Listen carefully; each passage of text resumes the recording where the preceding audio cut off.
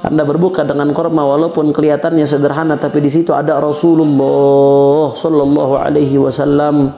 Artinya ada hubungan batin antara Anda dan Rasulullah ketika Anda mendahulukan buka puasa dengan korma karena mengikuti Rasulullah.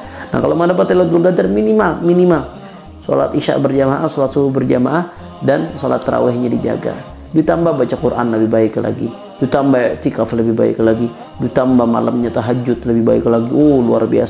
Luar biasa, manfaatkan, karena kita nggak tahu apakah ini Ramadan terakhir kita atau kita masih hidup lagi. Mudah-mudahan Allah Subhanahu wa taala berikan kita panjang umur sehingga kita dapat Ramadan tahun-tahun berikutnya insyaallah.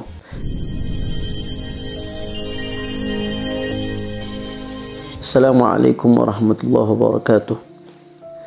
Alhamdulillah wassalatu wassalamu ala Rasulillah sayyidina Muhammad ibn Abdullah wa ala alihi wa sahbihi wa man walah. Amma ba'd. Alhamdulillah, pada kesempatan kali ini kita kembali melanjutkan pembahasan atau kajian daripada kitab Ihya Ulumuddin karya Al-Imam Hujjatul Islam Abi Hamid Muhammad bin Muhammad Al-Ghazali At-Tusi rahimahullahu ta'ala wa nafa'ana bih. Sekarang kita masuk ke pembahasan sunnah-sunnahnya puasa. Di sini beliau katakan wa ammas sunan fasittun.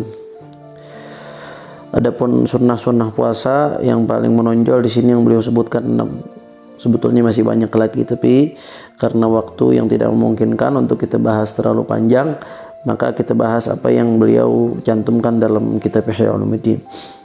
Nah, wa ammas sunan, adapun sunnah-sunnah puasa fasittun, maka ada 6 yang beliau sebutkan di sini. Ini adalah sunnah-sunnah yang sangat menonjol. Yang pertama adalah kata beliau ta'khirus sahur, mengakhirkan sahur. Tapi dengan catatan sekiranya diundur, jangan sampai waktu yang kita ragu-ragu sudah masuk waktu subuh atau belum. Nah, diundurnya sampai waktu yang kita masih yakin bahwasanya belum masuk waktu subuh. Jangan sampai diundur sampai kita ragu. Nah, sahur itu sendiri hukumnya sunnah. Sahur itu sendiri sunnah, dan di dalam sahur ada keberkahan. Tasahharu fa inna fis sahur barakah. Sahurlah karena di dalam sahur ada keberkahan. Waktunya sahur masuk mulai dari setengah malam. Nah,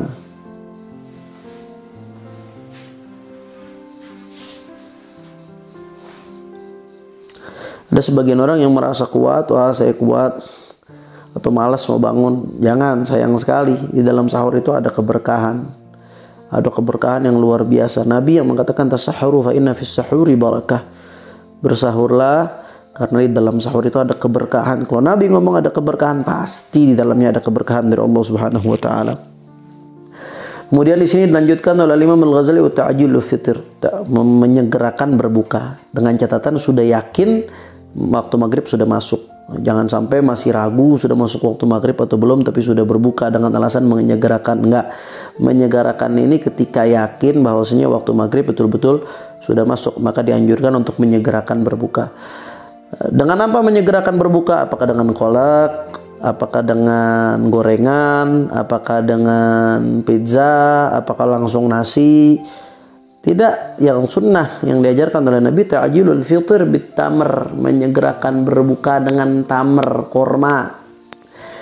Nah, jadi begitu azan langsung bismillahirrahmanirrahim, Allahumma barik lana fima razaqtana wa qina adzabannar, makan korma.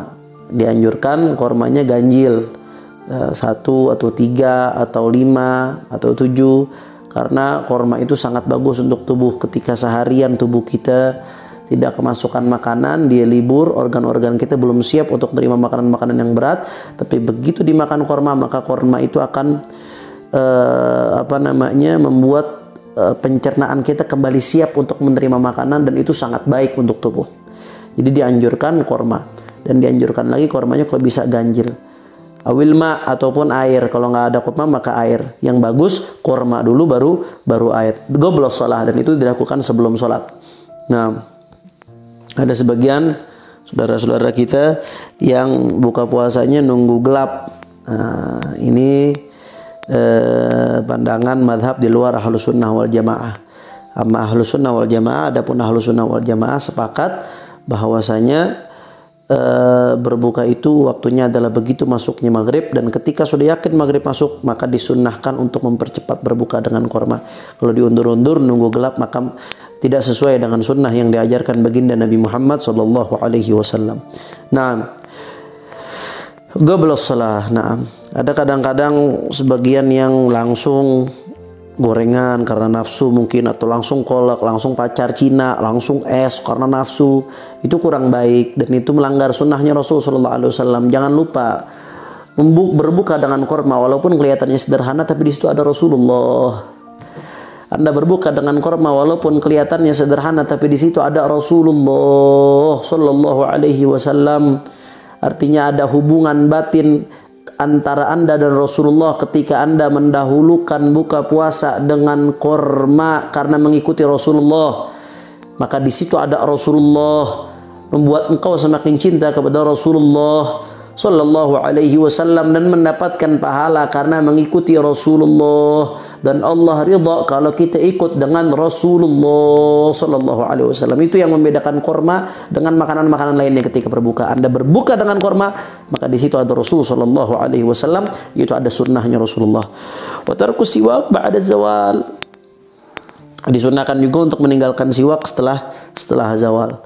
Nah, setelah zawal syams, setelah tergelincirnya matahari, itu masuknya waktu zuhur, maka disunnahkan kita untuk tidak bersiwak lagi. Kalau sebelum itu masih tetap sunnah siwak, tapi kalau setelah zuhur disunnahkan untuk tidak bersiwak, karena siwak bisa menghilangkan khuluf famis shaim, bau mulut yang ada yang disebabkan karena puasa. Sedangkan bau mulut itu adalah bau mulut yang disenangkan oleh malaikat.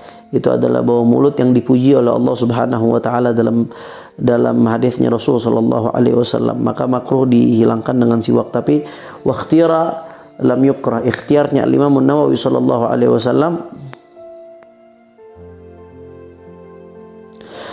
ikhtiarnya Imam Nawawi radhiyallahu anhu, mohon maaf, ikhtiarnya Imam Nawawi radhiyallahu anhu, pendapat beliau enggak makruh walaupun ba'da zawal. Wal judu fi syahr Ramadan lima sabaqa min fadailihi fi zakah. Dan juga dianjurkan seseorang untuk jadi dermawan di bulan Ramadan, karena Rasul sallallahu alaihi wasallam lebih dermawan di bulan Ramadan, melebihi dermawannya beliau sallallahu alaihi wasallam di bulan-bulan ini. Rasulullah itu selalu dermawan. Rasulullah adalah makhluk yang paling dermawan. Kedermawanan Rasulullah itu tidak bisa dibandingkan dengan kedermawanan siapapun. Tapi begitu masuk Ramadan, Rasulullah ajwad, Rasulullah lebih dermawan lagi. Maka kita disunnahkan kalau bulan Ramadan itu banyak bersedekah, dermawan, bantu orang, pahalanya double dikali lipatkan. Wa mudarasatul Quran, dan banyak-banyak baca Al-Quran, apalagi kalau bisa bacanya dengan tadabbur, luar biasa. Kapan lagi kita hatam Al-Quran kalau bukan di bulan Ramadan? Sayang, rugi kalau di bulan turunnya Al-Quran tapi kita nggak hatam Al-Quran. Rugi, sungguh rugi di bulan Ramadan nggak hatam Al-Quran. Kapan lagi Anda mau hatam Al-Quran? Dari kecil kita sampai besar sudah berapa kali hatam Quran di bulan Ramadan? Maka sayang sekali. Quran itu bisa menerangi rumah kita. Kata Nabi SAW, Al-Baitul ladzi quri'a fil Quran yatara'a li ahli sama kama tatara'a nujum li ahli ard. Rumah yang dibacakan di dalamnya Al-Quran itu nampak terang benderang bagi penduduk langit, sebagaimana terangnya bintang bagi penduduk bumi. Makanya terangi rumah kita dengan Al-Quran. Jadilah orang-orang terbaik karena Al-Quran. Khairukum man ta'allama Al-Quran wa 'allamah. Jadilah kalian adalah orang-orang yang membaca kalam Allah Subhanahu wa taala, karena afdalnya ibadat umat Rasul sallallahu alaihi wasallam adalah baca Quran, apalagi di bulan Ramadan. Sayang, rugi. Imam Syafi'i itu kalau sudah masuk bulan Ramadan hatam Quran sehari semalam 2 kali. Pagi siang 1 hataman, malam 1 hataman. Kita berapa kali? Sebulan sekali aja udah luar biasa. Makanya jangan sampai keluar Ramadan kita tidak hatam Al-Quran, rugi. Kapan lagi mau hatam Al-Quran kalau bukan bulan Ramadan? Tapi kalau Ramadan sudah bisa hatam Al-Quran, maka insya Allah di luar Ramadan Allah tuntun kita untuk bisa membaca Al-Quran. Wal i'tikaf fil masjid la siyama fil ashr al-akhir. Disunnahkan untuk memperbanyak i'tikaf di masjid. Apalagi di 10 malam terakhir itu disunnahkan i'tikaf memperbanyak. Fa huwa adatu Rasulillah sallallahu alaihi wasallam. Itu adalah kebiasaan Rasulullah i'tikaf di 10 malam terakhir Ramadan. Karena 10 malam terakhir ini kemungkinan besar Lailatul Qadar ada di 10 malam terakhir, khususnya di malam-malam ganjil. Maka 10 hari terakhir Ramadan sangat disunnahkan kita untuk memperbanyak i'tikaf di masjid. Fa huwa adatu Rasulillah sallallahu alaihi wasallam. Naam, wa kafa bihi uswah. Itu adalah adatnya Rasul, kebiasaan Rasulullah. Rasulullah selalu beriktikaf di 10 malam atau 10 hari terakhir dari bulan Ramadan. Kana idza dakhala al-'ashr al-awakhir tawal firash wa shadda al-mi'zar. Naam. Wada'aba ma'ahu ahluh ay adamun nasab fil ibadah. Kata Imam Ghazali, beliau meriwayatkan satu hadis atau ma ma'na al-hadis. Ini hadisnya aslinya diriwayatkan di Bukhari. Nah, Rasul sallallahu alaihi wasallam itu kalau sudah masuk 10 malam terakhir, Rasulullah melipat kasurnya. Rasul sallallahu alaihi wasallam mengencangkan sarungnya, ikatan sarungnya. Artinya Rasul sallallahu alaihi wasallam kinayahan an-nasab fil ibadah, dawam al-ijtihad fil ibadah. Rasul sallallahu alaihi wasallam itu sangat bersungguh-sungguh. Ditinggalkan dulu yang lain sama Rasulullah, fokus ibadah di 10 malam terakhir atau 10 hari terakhir bulan Ramadan. Idz fiha Lailatul Qadar, karena di dalamnya ada Lailatul Qadar. Bayangkan Nabi sallallahu alaihi wasallam yang udah Allah jamin Nabi pasti masuk surga. Kunci surga itu ada sama Nabi. Kalau Nabi belum masuk surga, yang lain gak ada yang masuk surga. Manusia termulia di dunia dan akhirat Rasul sallallahu alaihi wasallam. Walaupun meski demikian Allah udah jamin, tapi tetap Rasul menunjukkan kepada umatnya betapa sungguh-sungguhnya Rasulullah sallallahu alaihi wasallam dalam beribadah sebagai bentuk cintanya Rasul sallallahu alaihi wasallam kepada Allah Subhanahu wa taala. Dan Rasulullah menunjukkan kepada umatnya bagaimana Rasulullah yang sudah dijamin oleh Allah Subhanahu wa taala tetap terus berusaha untuk mencari ridha Allah Subhanahu wa taala, padahal Allah sudah ridha, wala sawfa yu'tika rabbuka fatarda. Nah, bahkan Allah ridha dengan ridhanya Nabi.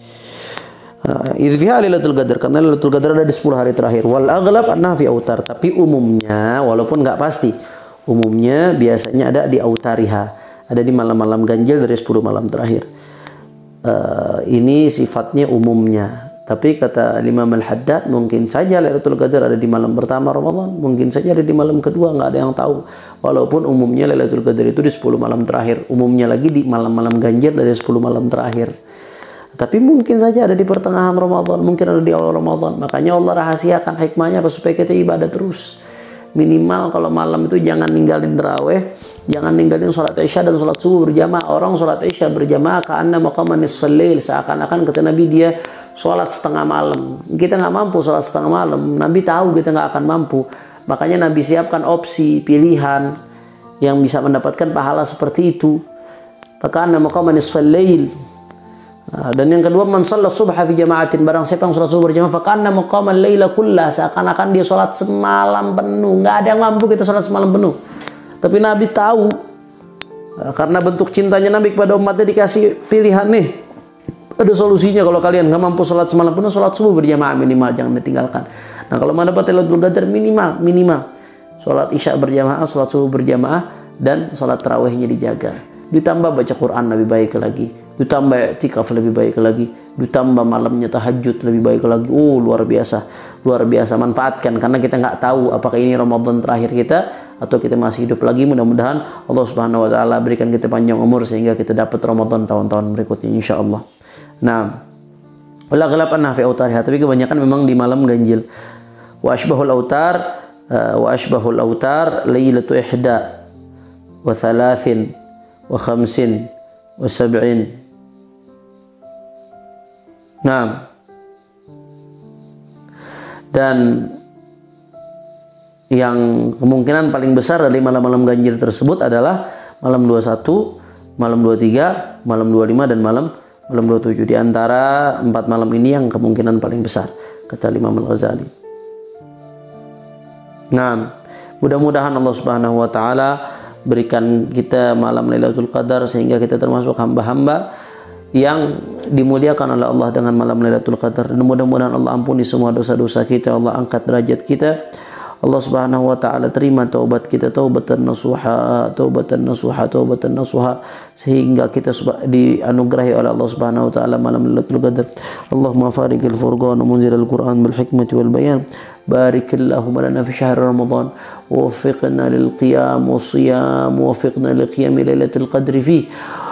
اللهم إنا نعوذ بك أن يطلع فجر هذه الليلة وعلينا مؤاخذة بذنب يا من يغفر الذنوب جميعا يا رحيم يا ودود يا ذا العطاء والفضل العظيم والجود يا أرحم الراحمين. وصلى الله على سيدنا محمد النبي الأمي وعلى صحبه وسلم. Alhamdulillah rabbil alamin. Ini saja yang saya sampaikan. Mudah-mudahan yang sedikit ini yang saya sampaikan bisa bermanfaat. Lebih kurangnya mohon maaf. Wassalamualaikum warahmatullahi wabarakatuh.